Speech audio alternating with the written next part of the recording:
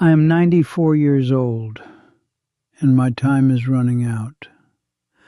Before I go, I am going to expose the most dangerous lie you have ever been told.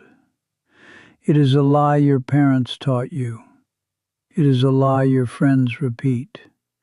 And it is the exact reason why your chest feels so tight with anxiety every single day.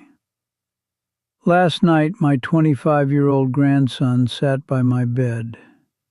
He was crying. He told me he was exhausted.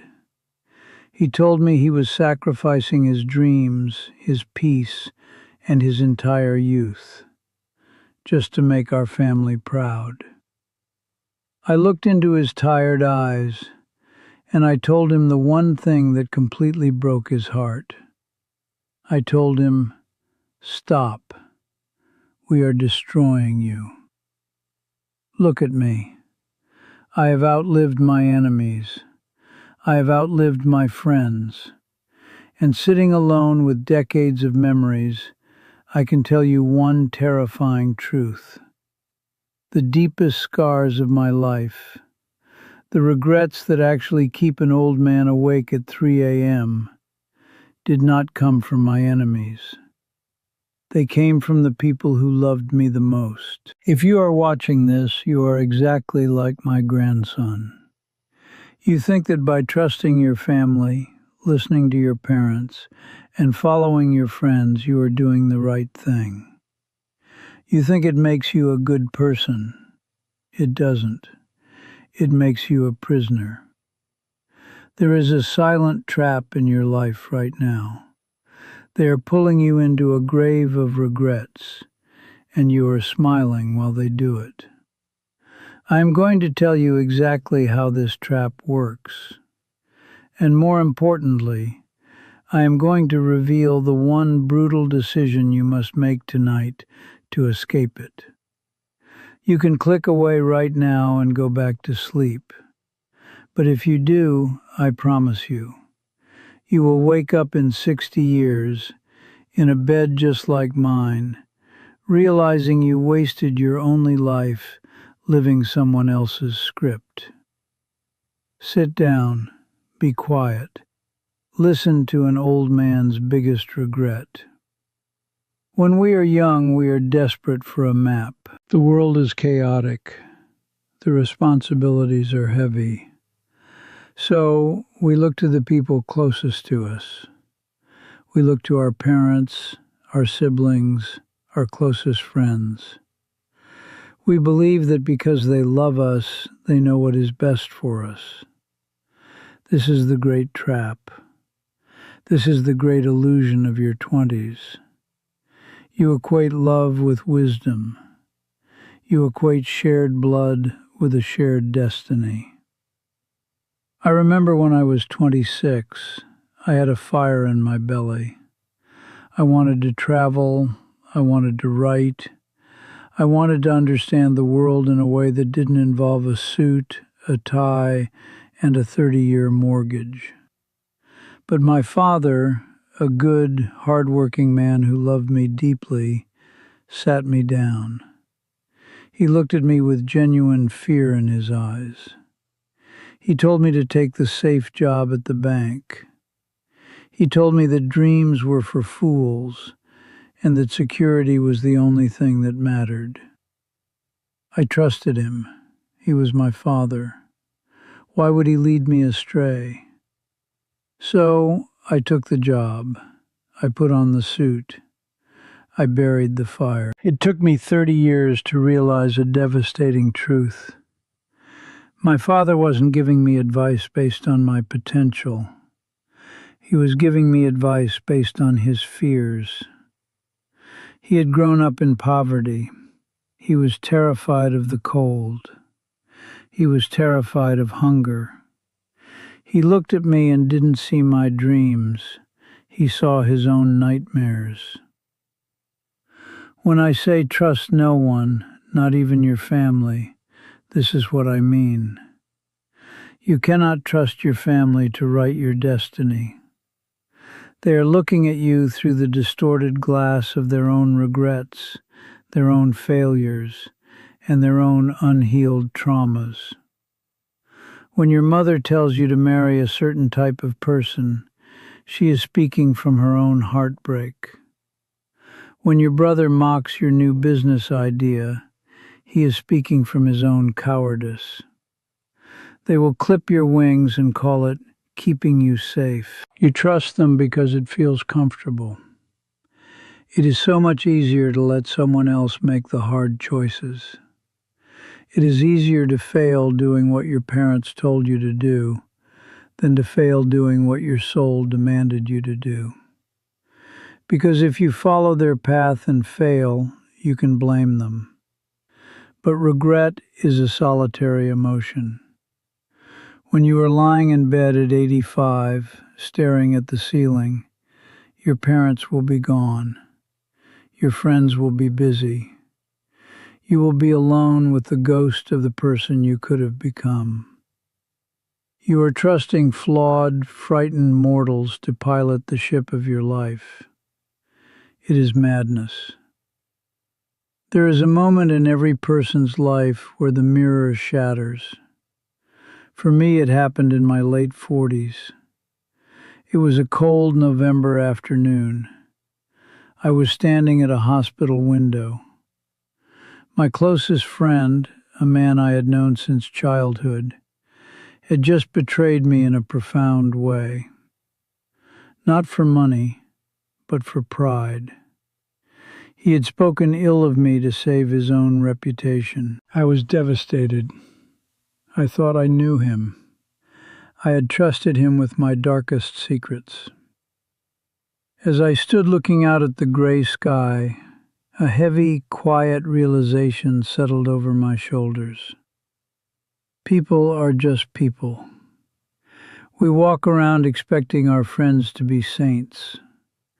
We expect our spouses to be mind readers. We expect our family to be an unshakable foundation. But they are just people. They are fragile. They are selfish. They are tired. They are fighting invisible wars in their own minds that you know absolutely nothing about. Why was I angry at my friend? Because he acted like a frightened, flawed human being? Or because I had placed an impossible burden on him? I had demanded that he be perfect so that I could feel secure. This is the shift you must make if you want to survive the next 60 years of your life. You must adopt the mindset of the ancient Stoics. They understood something beautiful and tragic.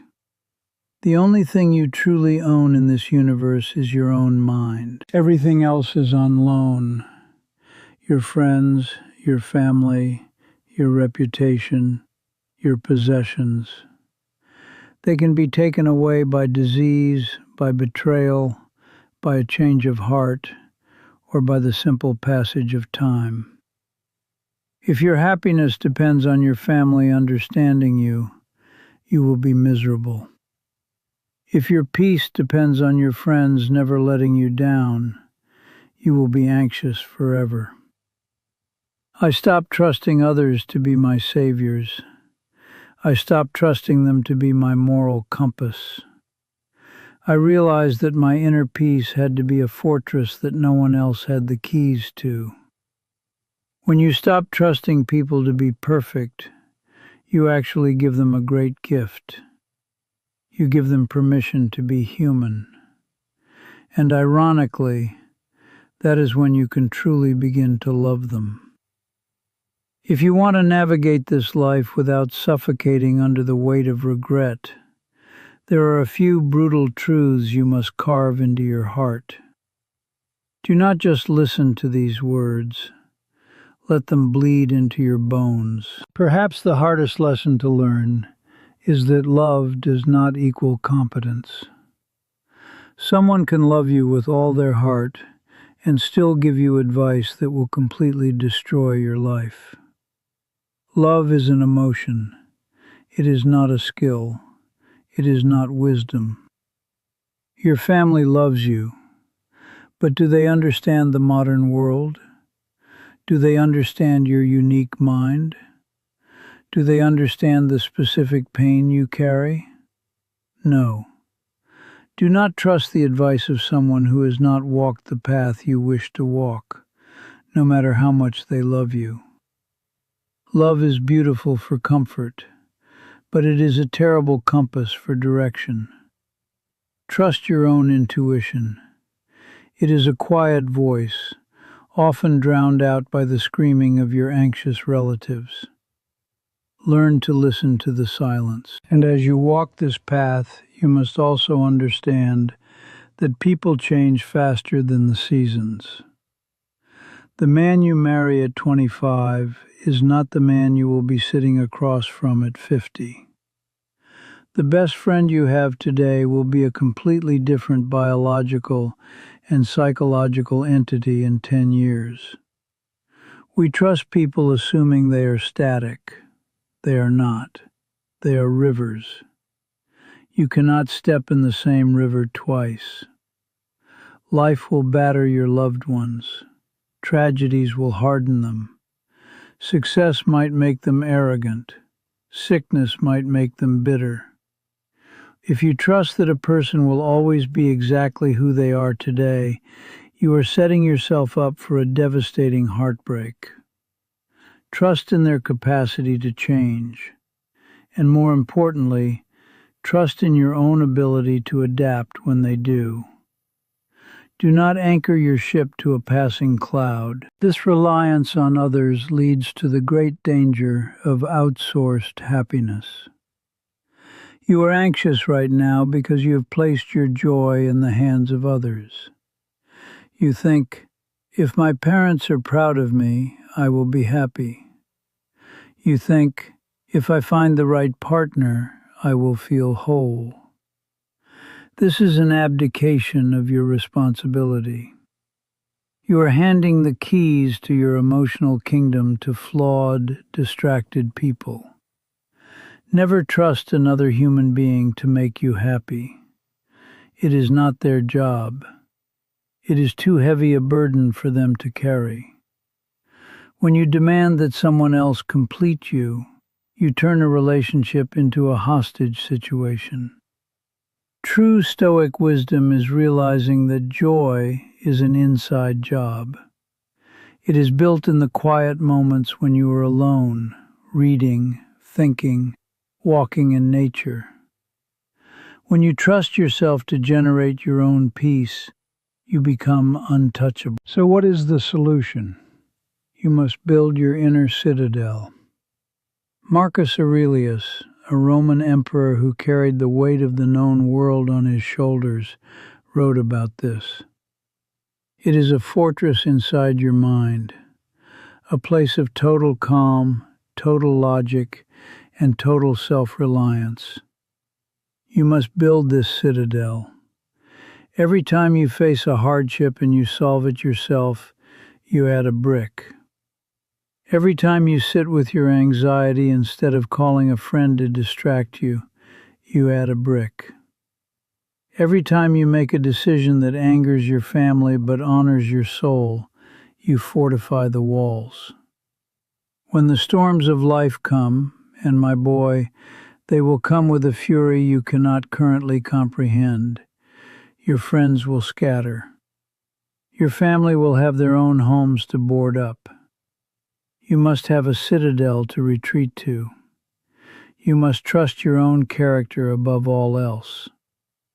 Look at me. Look at these deep lines on my face. Look at these hands that tremble when I hold my tea. I am at the end of the road. I have seen the curtain fall on the greatest plays. I have stood at the graves of men who thought they ruled the world. And I tell you this not to make you fearful, but to make you brave. When I say trust no one, not even your family, I am not telling you to become cold. I am not telling you to stop loving them. In fact, it is the exact opposite. When you stop trusting people to be your saviors, your guides, and your infallible anchors, you can finally love them for what they actually are. Beautiful, broken, struggling human beings trying to make it through the dark just like you. I love my parents. I forgave my father decades ago for pushing me away from my dreams. I realize now he was just a scared man trying to protect his son. But I regret trusting his fear over my own courage. I love the friend who betrayed me. I forgave him too. He was just a weak man fighting for his own survival. But I never let him steer my ship again. You have one life, one brief, terrifying, glorious flash of light between two eternal darknesses. Do not spend it living someone else's script. Do not spend it trying to please ghosts. Trust your own mind.